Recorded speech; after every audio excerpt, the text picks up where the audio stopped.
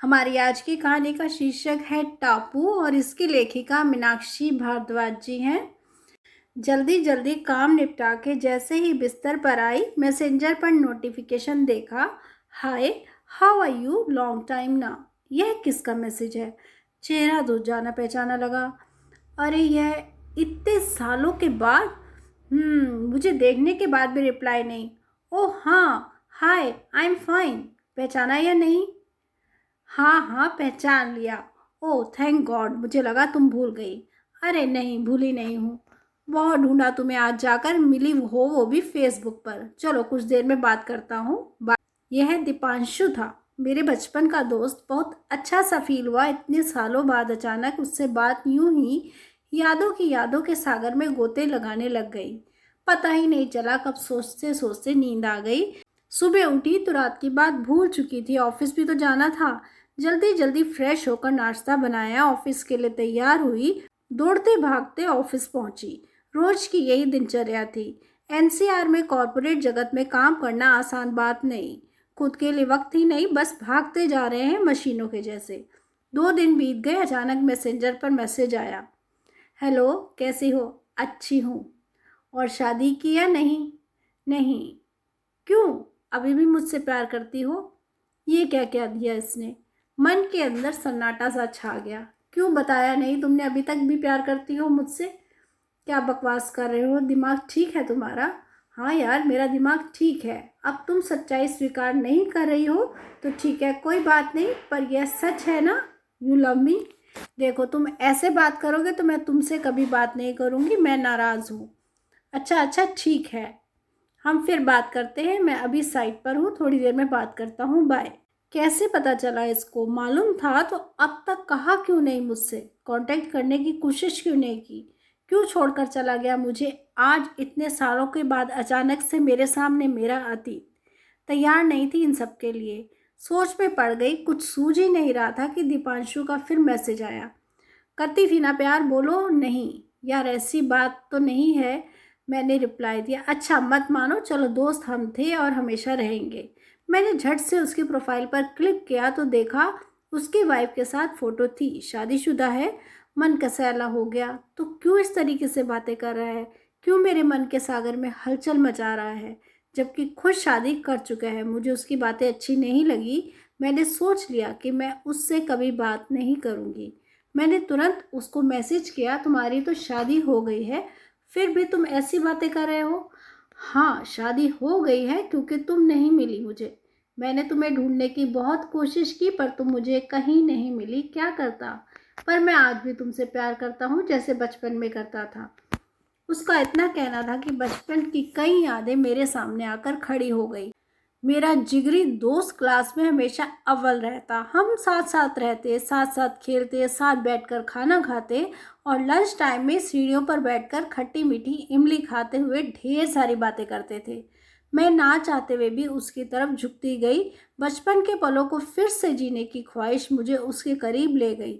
देखो श्रेया, तुम मुझे पहले मिलती तो मैं तुमसे शादी करता, पर समझो मेरी मजबूरी थी। मैं अपनी बीवी से भी बहुत प्यार करता हूँ, लेकिन तुम्हें कभी भुला नहीं पाया। मुझे अभी भी याद है सीढ़ियों पर बैठकर खट्टी मीठी गोली खाते हुए तुम कितनी सुंदर लगती थी।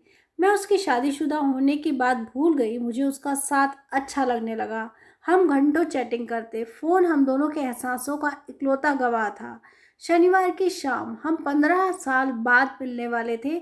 सांसें अनियंत्रित हो रही थी, धड़कन इतनी तेज मानो 4 कोस की चढ़ाई चढ़ गई। इंडिया गेट के पास मेरा इंतजार कर रहा था। मैंने उसको बहुत पास से देखा।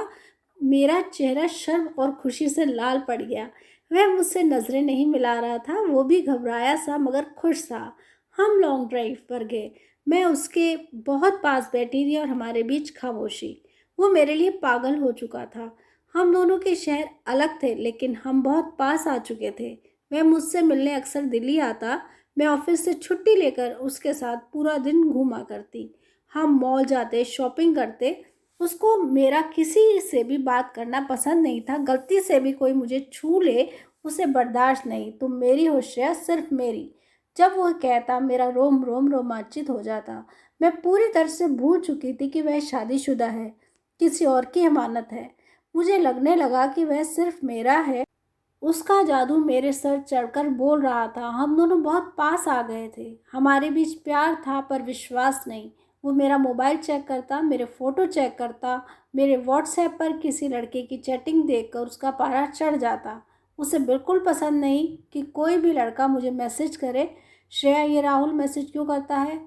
अरे वह सिर्फ मेरा दोस्त है। दोस्ती दोस्ती सब ठीक है, लेकिन मुझे ऐसा पसंद नहीं।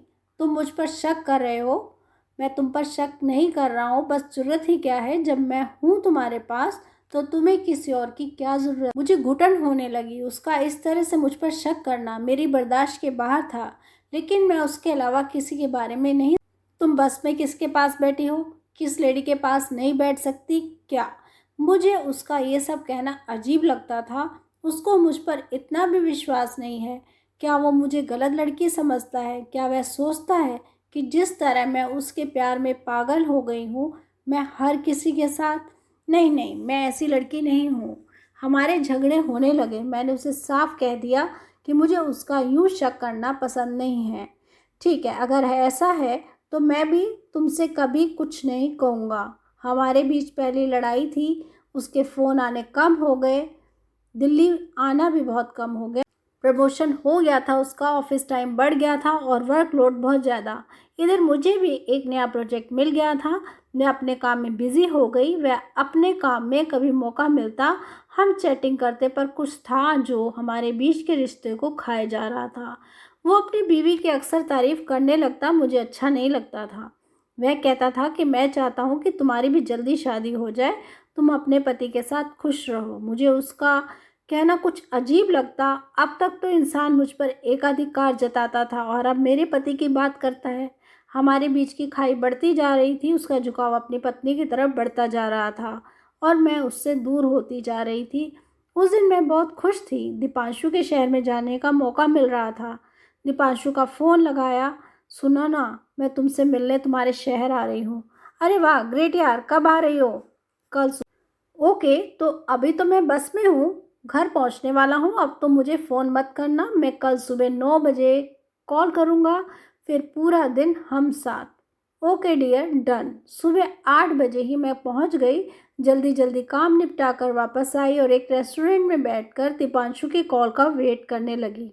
9 बज गए थे। दिल जोर से धड़कने लगा। मिलने की खुशी चेहरे पर साफ दिख रही थी। मैं लगातार फ़ोन कर रही थी और फ़ोन स्विच ऑफ था। रेस्टोरेंट के वेटर मुझे अजीब नज़रों से घूर रहे थे। मैं बाहर आ गई। लोगों की सवालिया नज़रें सहन नहीं हो रही थी। आते जाते लोग अजीब सी नज़रों से देख रहे थे। 9 बजे का वादा था और अब 2 बज चुके थे। मेरे सब्र का बांध टूट रहा था। दीपांशु को पता था मैं सिर्फ उससे ही मिलने आ रही हूँ, फिर भी। और फिर आंखों में आंसू लिए मैं वापस आ गई। उस पर बहुत गुस्सा आ रहा था, लेकिन मैं खुद को समझा रही थी कि ज़रूर कोई ज़रूरी काम पड़ गया होगा, वरना वह ज़रूर आता। मुझे उम्मीद थी कि वह खुद फ़ोन करके माफ़ी मांगेगा, मुझे मनाएगा, पर ऐसा कुछ नहीं हुआ। नशा किसी भी चीज़ का उतरना तो ज़रूरी है। मैं शायद नशे की तरह थी, जिसके लिए इंसान शुरू में पागल होता है और फिर जाने के बाद सब खत्म। कुछ दिनों की नाराज़गी के बाद हमारी फिर से बातें होने लगी। उससे मिलने के लिए मैं एक बार फिर तड़पने लगी। मुझे उसकी बहुत याद आ रही थी। मैंने उससे कहा, दीपांशु प्लीज़ एक बार मिल लो। उसने वादा किया कि हम जल्दी मिलेंगे। मैं खुश थी उस दिन के इंतज़ार में जब हम मिलेंगे। मैंने उसे फिर फ़ोन किया। उसने मुझसे कहा, मैंने तुम्हारे लिए इतना कुछ किया है, तुम मेरे लिए नहीं कर सकती क्या? तुम आ जाओ मेरे पास। तो क्या अब तक जो किया वो प्यार नहीं था? जो किया मुझे उस चीज़ का हिसाब देना पड़ेगा। उसका मुझसे मिलने दिल्ली आना एहसान था। मेरे ऊपर वह पल जो उसने मेरे लिए अपनी पत्नी से चुराए, वह मेरे नहीं थे। पता नहीं क्यों खुद से भी मुझे घिन आने लगी थी। एक दूसरी औरत का ठप्पा मेरे माथे लग चुका। एक्स्ट्रा मैरिटल अफेयर, यही कहता था वो हमारे बीच के प्यार को। मैंने तो सिर्फ प्यार किया, पर ऐसा महसूस हो रहा था जैसे मैंने किसी और की चीज़ पर अपना अधिकार जताया। वह बहुत खुश था। उसकी बेटी हुई थी। वह अपनी पत्नी से और भी ज़्यादा प्यार करने लगा और मुझसे और भी दूर हो गया। यह तो शायद होना ही था। आखिर वह पत्नी है और मैं क्या नाम दूँ हमारे बीच के रिश्ते को? मुझे कुछ समझ में नहीं आ रहा। शायद मैं एक टापू के जैसी बन गई थी जिस पर दिल बहलाने लोग आते तो हैं पर ठहरते नहीं। अगर ऐसे ही जाना था उसे तो मेरी जिंदगी में आया ही क्यों। मैं अकेली पहले भी थी पर अकेलापन मुझसे कोसों दूर था। आज मैं अकेली नहीं क्योंकि उसका दिया अकेलापन मेरे साथ रहेगा ताउम्र। ये कहानी यही समाप्त होती है।